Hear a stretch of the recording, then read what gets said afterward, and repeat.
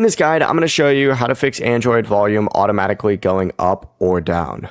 This is Aiden from JustPause, and before we get into this guide, make sure to like the video and subscribe to the channel with all notifications on. It really does help with the channel, and it lets us know that you want more content like this, so we greatly appreciate it. If at any point throughout this guide you did have any questions, just ask them down in the comment section below, and we can help you out further. I'm going to be doing my best to reply to every single comment down there. First things first, go ahead and swipe up, and you need to open up your settings. Then go ahead and select connections up at the very top, and immediately just go ahead and turn off Bluetooth right there. I'm not going to do that right now since I am currently using it. A connected Bluetooth device, though, may be controlling the volume. Next, go ahead and check the physical volume buttons. So press each button to make sure that it isn't stuck, and remove your phone case in case it's pressing them down as well.